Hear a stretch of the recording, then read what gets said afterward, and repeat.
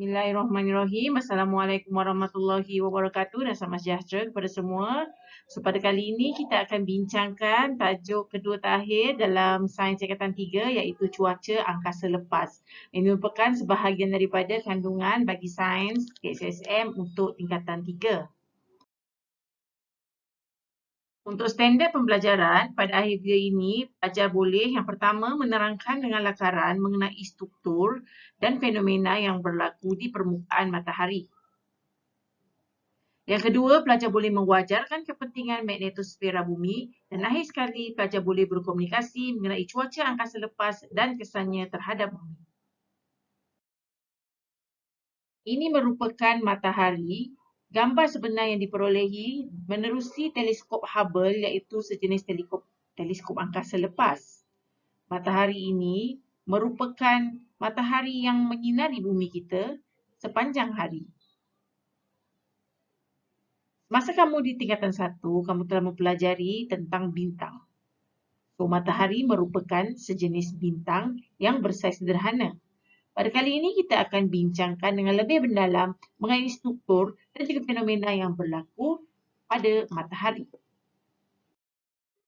So, ini merupakan keratan rentas bagi matahari. So, secara umumnya struktur dia ni terdiri daripada yang pertama adalah keras lah di bahagian tengah nombor 1 ni. Sebenarnya terdiri daripada pelbagai bahan antaranya besi lebur kerana suhu yang tersangatlah panas. Yang kedua ini merupakan zon radiasi iaitu tempat di mana berlakunya proses perlakuran nuklear yang menyebabkan terhasilnya tenaga cahaya dan juga tenaga haba yang banyak oleh matahari. Dan lapisan ketiga ni merupakan zon perulakan. Seterusnya kita pergi kepada lapisan utama iaitu yang pertama adalah lapisan fotosfera nombor 4 ni. So ini merupakan permukaan matahari lah dan tempat di mana berlakunya pelbagai jenis fenomena yang berlaku pada matahari. Seterusnya lapisan yang kedua terluar adalah kromosfera. So kromosfera ni hanya boleh dilihat semasa gerhana matahari penuh dan juga gerhana matahari penuh lah. Dan juga separa. Okey, dan akhir sekali adalah korona. Ni kalau korona ni yang bahagian luar ni, yang kalau kamu buat lukisan tu, yang kamu buat garis-garis tu kan. Itu kita panggil korona. So, korona ni merupakan lapisan terluar yang hanya boleh dilihat apabila berlakunya gerhana matahari penuh. Kita boleh nampak macam ring putih kat luar. Itu adalah korona. Okay. Seterusnya, nombor 7 ni merupakan tumpuk matahari. Iaitu kawasan yang paling sejuk di atas permukaan matahari. So, sejuk-sejuk dia pun dalam 6,000 darjah Celsius jugalah. Okay, nombor 8 ni adalah granul. Okay, granul ni terdapat di sama juga permukaan matahari iaitu fotosfera. Dan yang nombor 9 ni adalah prominent. Okay, yang tumpuk matahari, granul dan prominent ini merupakan contoh-contoh fenomena yang berlaku di atas permukaan matahari. Terusnya kita tengok dengan lebih lanjut struktur matahari ini. Kita ada korona dan kromosfera tadi yang seperti mana cikgu telah ceritakan. Ini hanya dapat dilihat semasa gerhana matahari. Kalau kamu tengok dalam gambar ni, so yang warna putih luar ni, ini adalah korona. Yang warna putih ring ni, itu merupakan kromosfera. So macam ni gerhana separa. So kita boleh nampak kromosfera, korona tak berapa jelas. Okay. So, tindak balas nuklear yang berlaku di dalam teras matahari membebaskan tenaga cahaya dan juga tenaga haba. Atom-atom hidrogen bergabung untuk membentuk atom helium semasa tindak balas nuklear. So, tindak balas ini kita panggil sebagai perlakuran nuklear lah yang menyebabkan terhasilnya tenaga haba dan juga tenaga cahaya yang banyak. Fenomena seterusnya yang kerap berlaku di permukaan matahari adalah prominent dan nyalaan suria. So, prominent ini merupakan sejenis fenomena yang membentuk gelungan yang sangat besar terdiri daripada gas menyala di sebelah atas tumpuk matahari. Manakala nyalaan suria terdiri daripada gas bercas yang meletus dengan kuat dan kerap berlaku juga berdekatan dengan tumpuk matahari. Kadang-kadang orang susah nak bezakan prominent dengan nyalaan suria ni.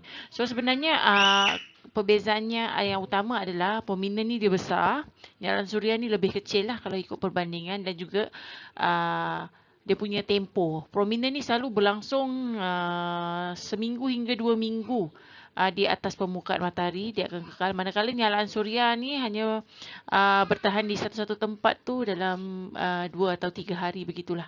Kemudian dia akan hilang, akan muncul pula di tempat lain. Seterusnya adalah lentingan jisim korona, iaitu merupakan awan besar yang terdiri daripada plasma yang meletus daripada matahari dan kerap berlaku bersama dengan nyalaan suria yang besar dan kuat. Lentingan jisim korona ini terdiri daripada zarah-zarah dalam plasma seperti elektron, proton dan zarah alfa yang meletus dari korona matahari ke angkasa lepas yang bergerak bersama-sama dengan kelajuan yang tinggi.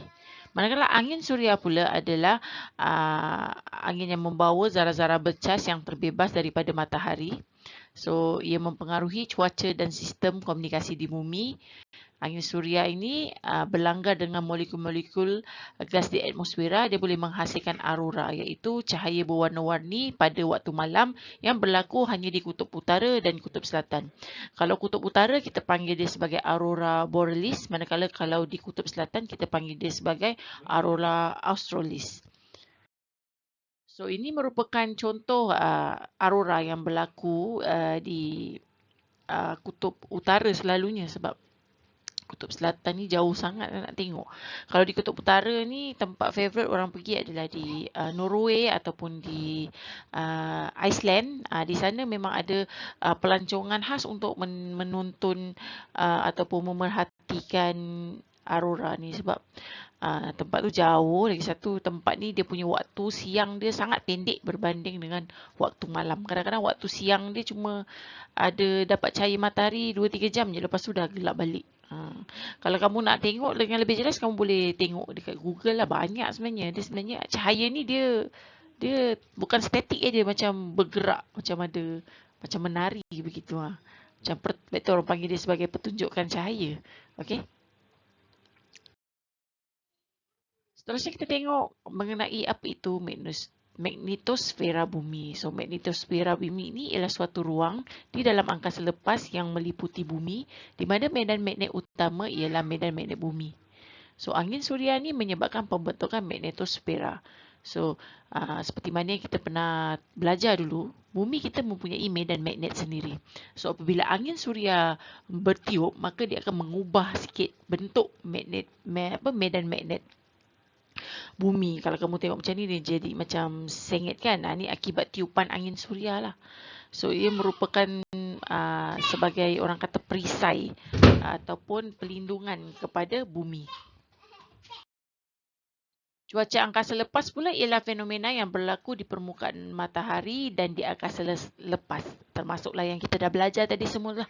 Angin suria, nyala suria, lentingan jisim korona, prominent, tumpuk matahari. Itu semua merupakan cuaca angkasa lepas.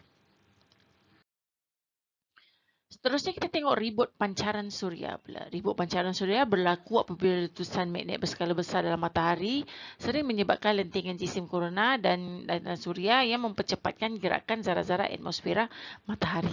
So, ini daripada lentingan jisim korona lah. So, bila dia banyak, dia akan jadi ribut pancaran suria. Dan lain sekali adalah ribut geomagnet.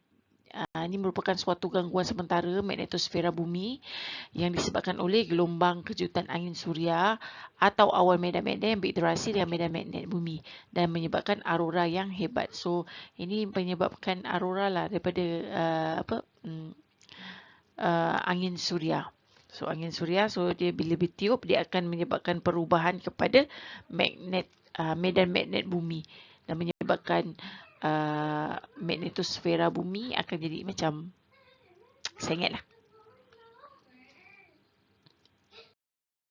Dan akhir sekali kita tengok kesan cuaca angkasa lepas terhadap bumi dan juga manusia. So, cuaca angkasa lepas ini daripada matahari ni dia menghasilkan pelbagai jenis bahan lah ataupun fenomena. Tadi dah banyak kita belajar, antaranya lentingan jisim korona. Dia juga dalam masa yang sama menghasilkan sinaran kosmik. Ada juga sinaran nyala suria, Okay, semua ini mendatangkan kesan terhadap bumi dan juga manusia. Yang pertama sekali, kesannya terhadap risiko kesihatan terhadap angkasawan. Sebab angkasawan berada di luar di luar atmosfera bumi. Okay, jadi mereka sangat terdedah kepada sinaran kosmik dan juga sebagainya lah. Seterusnya adalah kerosakan sel suria pada satelit dan juga teleskop angkasa. Okay. Seterusnya, pembentukan fenomena aurora. Ini juga disebabkan oleh kesan cuaca angkasa lepas. Seterusnya adalah gangguan telekomunikasi. Sebab telekomunikasi kita ni bergantung kepada satelit. So, bila satelit terganggu dengan lentingan jisim korona dan juga sebagainya, maka dia akan mengganggulah sistem telekomunikasi di bumi. Antara kesan seterusnya adalah kerosakan elektronik pesawat. Mana pesawat dia terbang lebih tinggi, jadi dia lebih dekat dengan pendedahan terhadap cuaca angkasa lepas. So, ia juga boleh menyebabkan kerosakan terhadap peralatan elektronik angkasa, pesawat dan juga risiko kesihatan terhadap kru dan juga penumpang kapal terbang. Kru tu termasuk angkasawan, pilot dan juga pramugari. Dan lain sekali adalah gangguan kuasa elektrik, terutama pada pylon ataupun kita panggil sebagai grid nasional. Okey.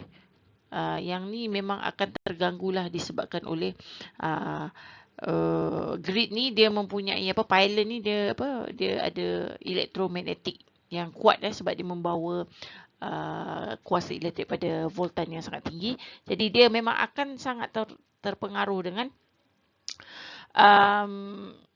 cuaca angkasa lepas. Okey. Dengan bahirnya slide tadi, maka bahirlah sudah video pada kali ini. Cikgu harapkan video kali ini mendatangkan manfaat kepada kamu. Cikgu juga ingin mohon maaf sekiranya terdapat banyak gangguan bunyi pada kali ini sebab biasalah adalah waktu-waktunya yang gangguan tidak dapat dielakkan. Anyway, jangan lupa subscribe YouTube channel Cikgu Jangan lupa komen dan juga like, okay? So, semoga kita berjumpa lagi di video akan datang. Assalamualaikum.